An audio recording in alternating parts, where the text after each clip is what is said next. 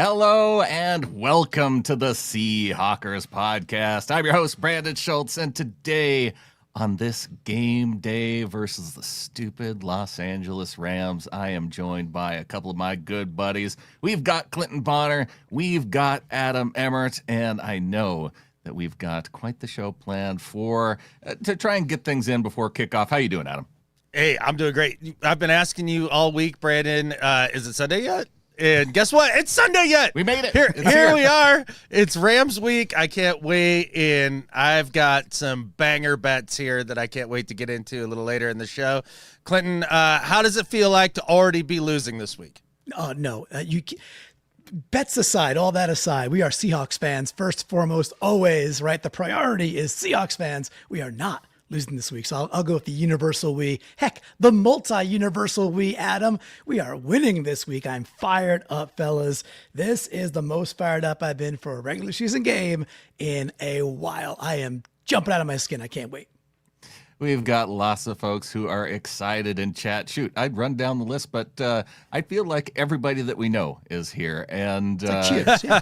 it's, I think people, I'm here. I know you guys are doing bets. It feels like a fun time to hop on ahead of a game and talk a little Seahawks football. So, Clinton, I'm going to turn it over to you. I know that you've got things planned, and I know we also have some people shouting out Kenny Easley in chat too. Oh, we certainly do. And let's shout out Dana O'Gorman coming in there. So Dana, what's up? Looking forward. I know you'll be down in Tennessee for Nashville next week, as will the three of us. So very fired up for that. Hopefully we get to hang again down in Tennessee.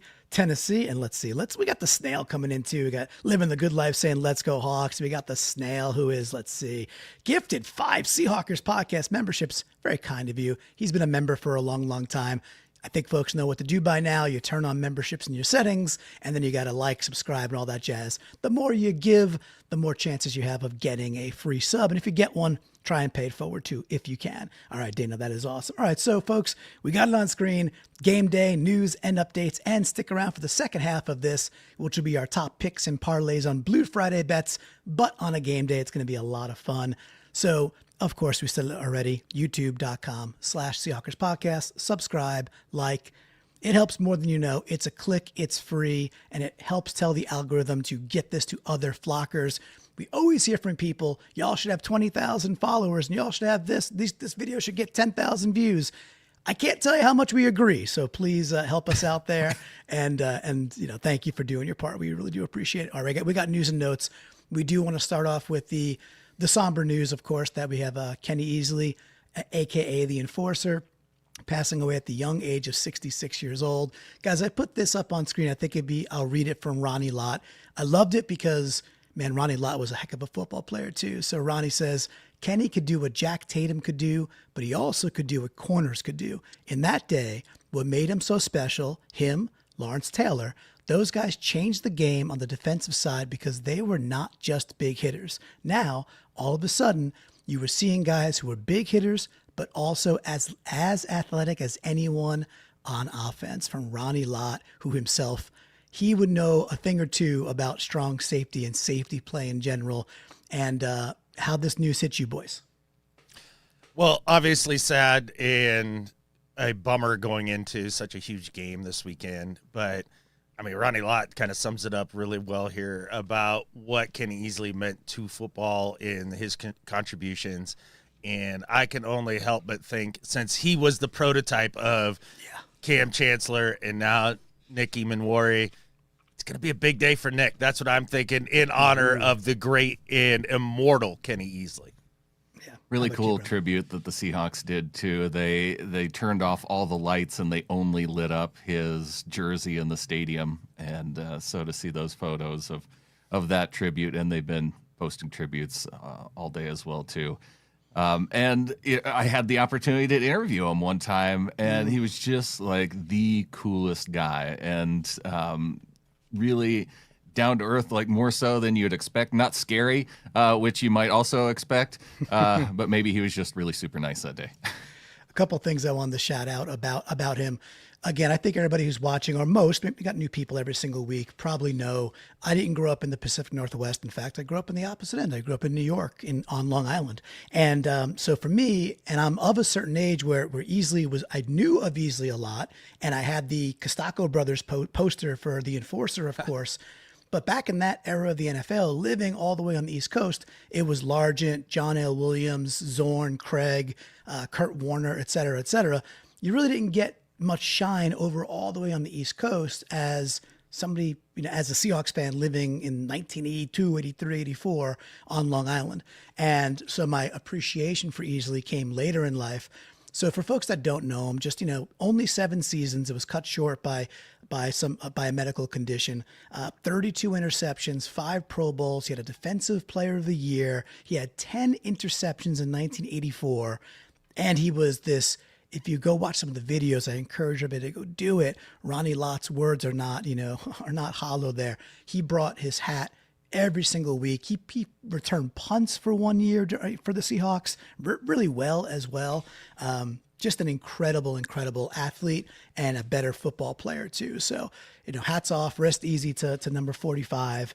And Adam, you said it, man. He was the precursor. Before there was a Legion of Boom, there was the Enforcer, Ken Easley. So we hope, thoughts and prayers and everything that goes to his family, because he was one heck of a football player. All right, and I love the idea of us honoring him by beating the crap out of the Rams today. So that's a great job. All right, we're going to move it over to our YouTube poll. We use this 3, 4, 5 times a week now. It's a really good vehicle, and I think you have to be a subscriber, I believe, in order to see these in your feed. So just another reason. We put this out there, boys. Prediction time, Seahawks at Rams, and you say basically 90%. I know it's a flocker poll, I get it, but 9 out of 10 flockers are saying this is a Seahawks W, with 59% thinking we're winning this game by 5+, with about only 10%, 1 out of every 10, thinking the Rams take this one either in a squeaker or by more than 5 points. Adam, do you think our flockers are onto something? Well, I do, because obviously when we did our What If preview show, was it yesterday or the day before? I had the Hawks winning by 10. I know you guys had similar feelings about all that. And this is a team that I think you can be legitimately confident in going into a big game, only because everything that they've been doing feels sustainable. It feels real. It doesn't seem like a house of cards or, just mirrors and all that, right? Mm-hmm. Like smoke and mirrors. You look at the 49ers and you look at their record and you're like, just how? How? Because of all the injuries and everything, that feels like something that isn't as sustainable as what we got going on here with this football team. And defense is sustainable. Going on the road and the way that they play, that's something they have shown is sustainable. I have a lot of confidence in this game, and I love that our extremely biased poll agrees with me. I mean, the polls can be open. Like, we have people who are Rams fans subscribe to this channel for some reason. So it's not unusual to think that they, at least one of them has 5 or 10 YouTube accounts of their own that they just spam the button on to try and vote for the Rams. So, even if it might be a little bit biased toward our channel, there are opportunities for other people to get their votes and voices into.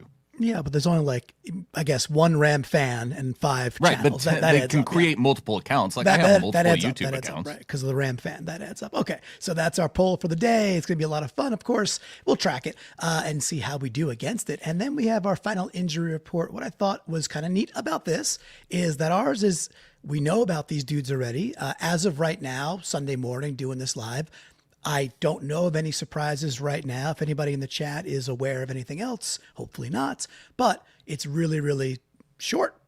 Out Torrey Horton, out Jalen Sundell. We knew these things. Actually, 0 surprises. Brandon, anything? Any concerns with the 2 dudes that are out?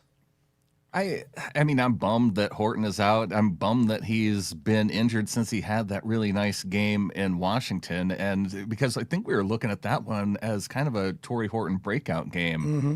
And it just goes to show you, when they made that deal to get Shaheed coming to Seattle, like the thought was, okay, maybe a couple picks as high as they were, maybe it was overpaying. But if you're going to be missing Horton then for a couple weeks, that could have been part of the reasoning of, hey, we have to get another guy in here to really balance out opposite JSN. And in a game against the Rams without Torrey Horton and now having, I know we want some big contributions from Kupp, but having Shaheed out there too, I think is really going to help open hopefully the run game and also, they're not going to stop JSN.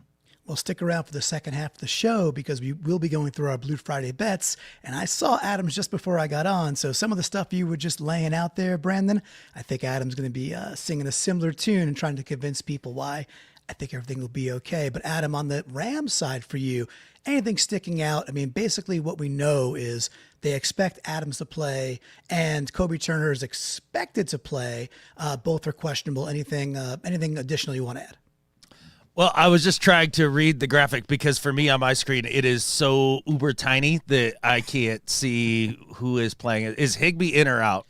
It says did not participate Friday, but it was non-injury earlier in the week. So I think that just means he's going to play. What does it say about Alaric Jackson there? Did not participate, non-injury related resting player earlier, but then so DNP Friday, which is kind of weird. But again, if there's others in the chat that have, or Brandon, you're here with us too. If you've got any updates on those players, it could be interesting, but seemingly they look fairly healthy across the board, or at least like dinged, but playing. Yeah. Yeah. That was my impression too. That it's mostly Rams are mostly healthy. Yeah. Okay. That's all right. So are we for the most part. I want to give a quick move it along and give a quick shout out because this guy doesn't get enough pub nowadays. He deserves it, by the way. But Nemhauser did a great job of just listing the players and when they are going to be eligible to return from IR. So I think the move this week was Sundell went to IR, Torrey Horton did not. And then just to run it down real quick, Julian Love can return week 13 versus the Vikings, same as Salbert. Reed is looking at week 14, which is, I think, 12-7 or something like that, versus December 7 versus Atlanta, down in Atlanta. Same with Derek Young. That'll be interesting to see what we do with wide receivers when some of these dudes come back. And then we just talked about Sundell. He'll be out until at least the Indianapolis game on week 15. So a little bit more time for some of these dudes to get back. I think the big thing for me that I liked, Brandon, was that Torrey Horton did not end up on IR. I'd love to see him back sooner than 4 more weeks. Yeah, that is good news because as much as I like some of the lower on the depth chart guys, I don't know if I need to see Ricky White a ton this year. Right. I wouldn't mind seeing a little more Cody White, though. He had some nice plays when he got his opportunity, so that was kind of fun. But I would take the Mike McDonald approach to this list here and just look at those dates and who's on there and everything and just say, well, maybe. Because there's no hard timetable for Coach Mike when it comes to injuries. Wait a second. He says so much more than Pete Carroll did. He talks the truth. He talks honestly. He talks flat. He uses easy words. And I'm always like, he says nothing more. Carroll just said more flowery things and said more words. Yeah. When it comes to injuries, McDonald doesn't give away anything, which I don't blame him, to be flat. He also doesn't care about talking about. No, he just doesn't even like it. Like that's true. Like if the dude's playing, then great, and if he's not, then okay. we're gonna work through it. Like it's we'll see him. No, I love the mentality. Either guy play, guy don't play, and like whatever, and that's that. Yeah. It is. And like it's not my job to know like exactly what infliction they have. Like I think his knee hurts. Like. Yeah. So it's a new version of he's got a knee, which we know is a very serious thing in the world of Coach Carroll speak. We did put Ernest Jones on the graphic as well. This is simply welcome back, Ernest. He's playing today along with Josh Jobe. So for Seahawks fans that don't know that yet, you could expect obviously EJ4 to be inserted right in. Adam, what about Josh Jobe in terms of who plays? Does Tariq go back to the bench when it's just 3 DBs? Does Jobe go to the bench now? What do you want to see? I would be surprised if it's Reek that goes to the bench with his recent stretch of play and his size against somebody like Devontae Adams, who has really been their red zone savior over the last 5 or 6 weeks. The Rams were atrocious in the red zone up until a few weeks ago when Stafford and Adams were able to start to get that connection going. And I think Reek is a nice matchup down there for that particular player. I love Job. He's also coming off injury, and so kind of working yourself back in. I would expect him to be the guy that rotates in and out this week. But then again, good luck predicting such things. Like it's going to be interesting to see. There's a ton of crazy matchups in this game that I can't wait. Brandon, Coach Mike said Ernest is going to play if he's needed. Sounds like he's needed. Well, Coach Mike also said he is needed. So we've got Reed Go Hawks in the chat saying Reek gonna get an INT today. Yeah, I think that the way that they're playing this corner situation is more related to kind of who has the hot hand type of thing, and maybe matchup based too. So if they see a matchup with one of the corners and one of the receivers with the Rams, that could end up playing into who gets more snaps and win. Yeah, so something obviously we'll be watching for throughout the entire game.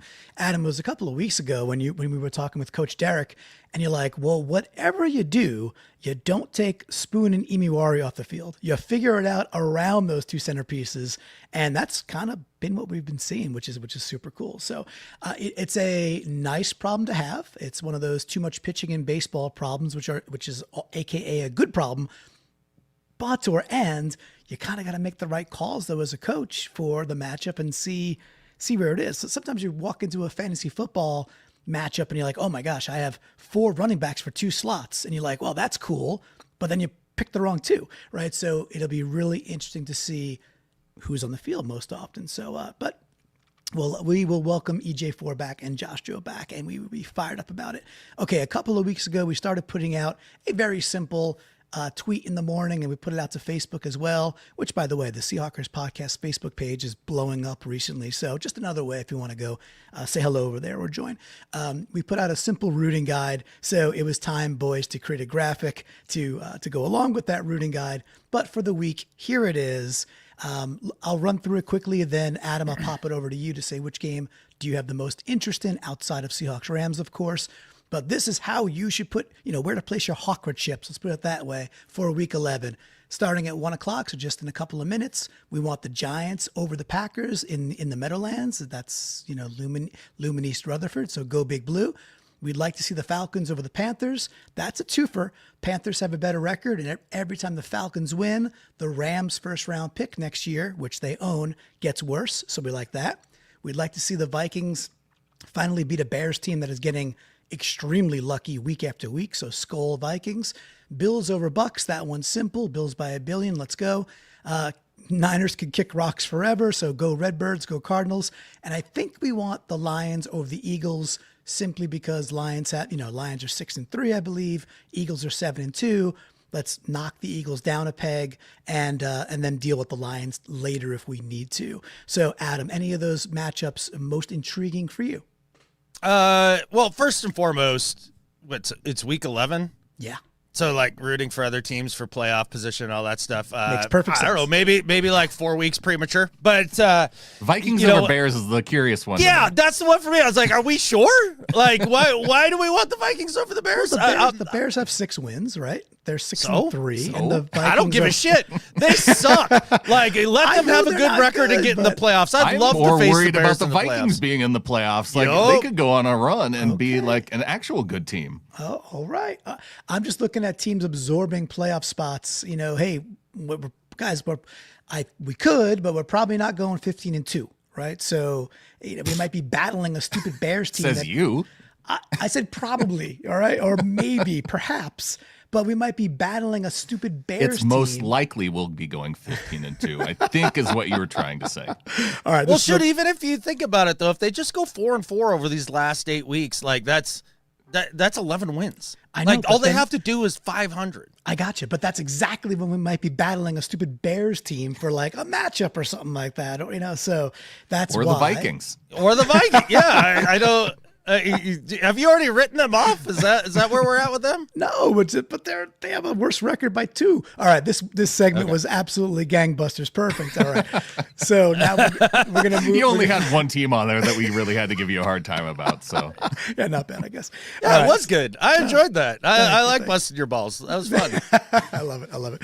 All right, so we're going to move over to the second part of the show, which is Blue Friday bets, but on a Sunday. So this is our gambling show. We're going to look at props, parlays, our best predictions and picks, and the way it goes, it's a little game within a game. We're going to look at 4 downs, 4 separate bets. Bet 1, 2, and 3. It's a $10 bet. Place it on anything you want in the Seahawks-Rams game, any odds whatsoever. 4th down is the Fail Mary bet. $1 bet only, the Sunday rubber, the Sunday scratcher, but it must be plus 1,200 or longer odds to even qualify. Adam, you are just continue to kick some butt, my man. You went 2 for 3 last week again on your regular bets. You took it again. I think you're at least even. You might even be leading at this point, which means for this week, you get the honors to go first. And where do you want to take us with bet number 1, dude? Nothing like having the T-box here. Look, my first bet here, Clinton, I feel the need for Shaheed. Let's go. I got Rashid Shaheed to have 3+ receptions in this game at plus 110 odds. Look, with Horton out, I think that they're going to want to try to be sure to feed Shaheed the ball because the Rams are going to focus on JSN. Not that it has seemed to matter to this point. It feels like if another team knows that we're going to be spamming JSN, there's nothing they can do about it. But if you want to make life easier on him and to balance out the offense a little bit here, start picking apart the defense with Shaheed's speed. And 3 receptions isn't a ton, Brandon. I don't know if you agree with this. Are you feeling the need for Mr. Shaheed? I think 3+ is probably. What did we see last week, 2? And or did he just have the 1 catch and then 1 run? See, I'm already a week out. I think he had 2 runs and a catch. Okay. Yeah, I could. If it were touches, I'd feel a little bit more comfortable because I do think they're going to find a way for him to get the ball. But 3+, just a little pop pass. There's yeah. Oh, there you go, pop pass. Yeah, pop passes, swing passes, little things. Look, we got to remember too. And it's going to parlay right into my bet, so I'll take it there too. But Sam threw the ball exactly 12 times last week, so that's not going to happen this week. He's going to have to throw the ball quite a bit more for the Seahawks to win this game. I believe. Unless we get up by 28 points, it's probably most likely that we'll get up by 28 points and go 15-2. All right, so it'll take me right into mine, which I'm looking at Sam Darnold to have basically get 21 or more completions, and a little bit of math behind it. And Adam, I like your Shaheed bet because I think we're going to throw the ball. Vegas has Sam around 30 to 31 attempts. They have the over under 30.5. Well, if Vegas thinks Sam's thrown the ball 31 times and he's completing 71% plus of his passes this year, well then heck, the math is the math, and I like him to get at least 21 completions. Plus, this is a Rams team that plays a lot of zone, and I also think this is probably a game where Sam is really more throwing the ball between 33 to 35 times, really, inching that up. So at minus 118, if Sam could just have a nice Sam day, I think this is the down the middle play I'm looking for. But I also think that your Shaheed cashes at him. Well, I do believe that you could get to 21 completions even if the Hawks end up running the football a little bit more, because the most intriguing part about this entire game for me is whether the Rams are going to come out and play heavier personnel, play a lot of base, or are they going to stick to their lighter personnel, lighter boxes with nickel and dime coverage, specifically dime, which is something they run a lot of. If they're doing that, then I feel like they're going to hand the ball off a ton. And that's kind of where the Rams have lived to this point. Do they make a change? If they do make a change, then I would expect them to throw the ball a bit more. But 21 completions, even if it goes the way where they're going to hand off the rock a little bit more, Brandon, I think that's a reasonable expectation to get to that. Minus, what was it? Minus one something? Minus 118. Yeah, basically. 118. Yeah, boo on you, because this is a week that we have to have extreme confidence in our team, because it's a huge game. And so going anything with minus odds for me coming into this week, nope, that was out of the question. So I don't know if you agree with that or not, Brandon, but I feel like it's a little weak sauce, Clinton. I think you should have gone with your chest a little further, maybe like 25 completions and get that number up. I like the completions more than I like going on attempts, I think, because it accounts for if, say, he only has 24 attempts, you can still hit on the completion side. So. Yeah. Well, I do have 2 other regular bets and a Fail Mary that's careful, a little spicy, but I understand you're asking to goose it a little bit. You want the Profit Goose, and well, you got bet number 2 right here, and you're goosing it because this game, Vegas has it as Seattle +3, but you're doing something with that line. Take it away. The Seattle Seahawks are winning this football game. Like, it's just that simple. And if you believe in that, then you got to bet like that, right? And giving up a whole whopping 1.5 here on the spread to get to +151, I love it. I think the Hawks win by, 7 to 13 points. Like, I think it's going to be right. You could have goosed it more. I know, but I'm a chicken shit, so I didn't. So this is what I went with. Seahawks -1.5 for +151, Brandon. Do I need to sack up and change this bet to something higher? No, that's fine. I mean, it's very possible that this is a puckery field goal type win, and so you don't want to lose when ultimately we win, and we win by at least a field goal. So I like that you're hedging in that regard. Well, if you guys saw Gruden covers like a game a week where he really dives into it, right, with Barstool. He did like an hour and 10 minutes on Seahawks Rams with his whiteboard and doing all the Gruden type things. And he's like, and to win it, he's like, Josh Myers. I'm like, oh, cool. So Josh Myers is going to kick a field goal. But I think he meant Jason. And if he does that, then this hits, and we're all very, very happy, which is good. All right, I got bet number 2, boys. Adam, this is not going to surprise you. Brandon, this is not going to surprise you. Flockers out there, I don't think it's going to surprise you. I am taking this thing back to the Cooper Cup. What do you mean? I'm going Cooper Cup, boys. And here's why. It's at +124, 40 yards or more from Cup. He's done this a bunch this year, and he's done it on low volume. So again, last week, 70-something yards on 2 catches. Yes, he has the one down the sideline because the Cardinals are bad at football. That's fine. So, but at 40 plus, this is a team where I do think, the Rams, they play a lot of zone. Cup I think can still be effective against zone. And if I'm looking at 33, 35 pass attempts, I sure like getting Cup to 40 plus. I don't think it's that much, but I like that +124. Brandon, is your cup half full? Oh, gosh. You know what you should have done is you should have paired this with EJ tackles and then had it the ultimate revenge. Oh, my goodness. That would have been nice. So do you want to conjure one up here real quick, Brandon, while we talk about the next bets? Or because I think you should get in on that. I love it. That's actually a good idea. Yeah. I don't know what it would be like if it's Ernest Jones, 4 tackles, Cooper Cup, 40 yards, that we have the 4 and 4. That Nice sounds symmetry, about right. the And it ultimate probably revenge. Yeah. boosts it to +400. It's just for fun. just for fun. I do like that. All right, Adam, I know you love Cooper Cup, but do you love this bet? I mean, this is a bet a person could make, and you did. It's a bet. And I hope it turns out. I do. Because it'd be better for our deal. Do you? Or would you rather see the ball go anywhere else but Cooper Cup? So. Oh, I mean, look, I said it.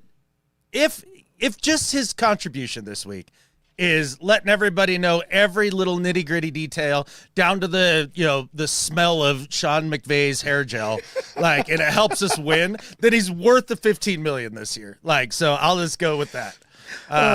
If he happens to go as high as over 40 yards receiving here and it helps us go to a nice decisive victory, he gets a little revenge, all the better. Sure. It's again a bet a person can make. It's not what I would make. Gotcha. I'll just put it to you like that. Hey, Brandon, do you remember back in maybe middle school and high school what sheeny, like the really super sheeny LA Looks hair gel smells like? Because that's what I imagine. Yeah, I do have that. When you did say hair gel smell, right. That's about the smell that came to mind. Because that is the hair gel smell from our youth. It's somewhere between Bengay and Aquanet. I don't know. Just eating the ozone like Galactus can do, right? right. So bet number 3. Now we're going to get to some fun stuff here. A little bit of a combination. And I think I forgot to put the actual total on there, but that's okay. We'll get it on the board. Adam, you got a nice combo package. Please remind me, though, it's like a +2 something, but remind the audience, please. Yeah, so this is a little bit in tribute to Easley. So, E-Man is going to go out and have a big game for Easley. So I got 4+ tackles for Nicky Manwari. And then I genuinely believe that between the pass rush and the coverage this week, it's going to be difficult for Davante Adams to get going. I think Puka could have himself a massive game. He always does. But I do really like the matchup of our corners when it comes to matching up with Adams. And I do think it's going to be difficult for Stafford to get the ball to him on the regular downfield with the ferocity of the pass rush. So I've got Davante Adams under 58.5 receiving yards, along with Nicky Manwari, 4+ tackles. That gets me to plus 222. Ooh. So not quite a Wilson 300, but going aggressive and betting on the defense here. Triple deuce, Brandon. How you feeling about his triple deuce? Yeah. I like that. I like the combination of Adams under with Emanwari. I also like the Godzilla Hawk coming in with a $10 super chat. Buddy. Yeah, we'll give Godzilla Hawk, the executive producer, credit for this episode, saying the number of points we are going to beat the Lambs by. We're $10 for the number of points we're going to beat the Lambs by. Love it. For the Hawkra, for the win. Go Hawks from Godzilla Hawk. Couldn't say it any better. Of course, we did have the 5 gifted memberships earlier, so that should also be an executive live producer. Just saying, but good stuff, Godzilla Hawk. Appreciate that a ton. All right, so I'll put my third down bet up on screen here, and it's borrowing from what Adam you were saying earlier. Yeah, I also like the Seahawks to go under 1.5, but Brandon, unlike Adam, I did goose it. So what I did, I think some points will be scored in this game. I don't think a ton, but I goosed that down from 48.5 down to 46.5. So if we end up 27-20, that hits. Plus 240, Seahawks win the ball game, maybe 27-20, something like that, maybe 30-20, something like that. Plus 240. I think the Seahawks win too. I might be a little overconfident, boys, and that's always a little scary. Last couple of weeks, I was like, the Commanders could do this, and the Cardinals could hang, and Brissett's not that bad. And now I'm flying the other way, which might be a little dangerous, Brandon. What do you think? Yeah. The thing that I really don't like about this is that it does not account for a 45-0 shutout. If we're talking about honoring Easley and defeating the Rams, then, we win 45-0, you lose your bet. Well, yeah, I lose the bet, but we win a lot. We win a lot that way, too. All right, Adam, what do you think? I took it, but I goosed it a little bit further. Do you like the extra goose? Well, I'll say at total team points between Rams and Seahawks at 46.5. That kind of fits right into an average scoring football game. And I think when you balance out how good these defenses are with how well these offenses are playing, you're probably going to end up somewhere in that range. So I like that. And then clearly I like the Seahawks minus 1.5 because we are winning this football game. And I don't care if it's overconfident because you know what? If you can't be confident about your team going into a massive game when you've been just blowing people out, then why are you fanning? Like, what are you even doing? So fuck the Rams. We're going to crush them today. I can't wait. This is so awesome. I'm so jacked for this game, and this bet's going to hit. And even if I lose the week on this bet, I'm going to be thrilled about it because screw those guys. I can't wait. Let's get it going. And this is why you must subscribe on YouTube and anywhere else on your Apple and Spotify, et cetera, so you can get this kind of passion and fun. We've been called the vibiest Seahawks podcast out there. You know what? Don't hate it. So you got to laugh and have some fun along with the analysis, right? So we hope we're bringing that. All right, we are up on something a lot of fun. It is our Fail Mary bet, the $1 bet, the Sunday rubber, the Sunday scratcher. I think you guys are going to like this one. I conjured it up, and it's careful. It is very spicy. Ready for this? Here we go. Look, I could absolutely manifest in my brain. I could see it happening. I could see Emanwari slipping underneath and Stafford just not seeing him and him taking one back to the house or getting rocked from behind and Emanwari scoops it up, just like some other Seahawks of recent times. Emanwari, touchdown, plus 5,500. Again, why not? In honor of Kenny Easley, who had an affinity a penchant for taking it back to the house. So in his honor, the rookie bringing it home plus 5,500. How about you, Adam? How do you feel about that? Oh, it takes big balls to get blue chips right here, Clinton. And at plus 5,500, I mean, these are the big ones. So congratulations on that. I'm a little jealous. Look, I mean, if you're going to bet on a defender scoring a touchdown, E-Man's a great bet. Playing around the line of scrimmage quite a bit, so involved in both the run and the passing game. There, if there is a turnover, if there is a punch out there, he's got the speed as well to take it all the way back. So, for a Fail Mary, for a $1 scratcher, yeah, okay, I'm into it. There we go. A little rubber. How about $1 you? scratcher gets 55 if it happens. That's kind of fun. Yeah. So yeah, exactly. $1 gets you 55 American if it hits, right? So not too shabby. We'll see. We'll see if it happens. Adam, you've got your Fail Mary, your Sunday rubber. It's a little bit more docile, but boy, oh boy, would I be very happy if this was the outcome. Well, apparently it takes tiny balls to get tiny chips. So that's where I'm at here with my Fail Mary. Seahawks win by anywhere between 13 and 18 points. That gets me to plus 1,300 into the Fail Mary range. And this was just kind of piggybacking on the idea that I'm confident in this team. I do like them winning by low double digits, and that's where we put it. So to win by 13 to 18 points, this is a lock. I win the week. We can just stop it now. Brandon, can we celebrate that together? What do you think? I think that fits perfectly, and TR Price would enjoy that as well. Says F the Rams, treat them like the Cards, 45-22. And Adam, if that score hits, you're hitting your Fail Mary there. Awesome. All right, boys. Well, that was a lot of fun. We ran through. I hope folks maybe like this. It's something new. I'm not saying we'll do it all the time, but it just worked out that this week we got Blue Friday bets. Let's do it on Sunday. There was some news and notes to wrap into there. And being live with y'all is always a lot of fun. The 1:00 games are kind of just getting underway as we speak. So Adam or Brandon, you guys could tussle over this. What should folks do if they like this kind of stuff, this kind of Seahawks content? How can they get even more involved and raise that Hawkra?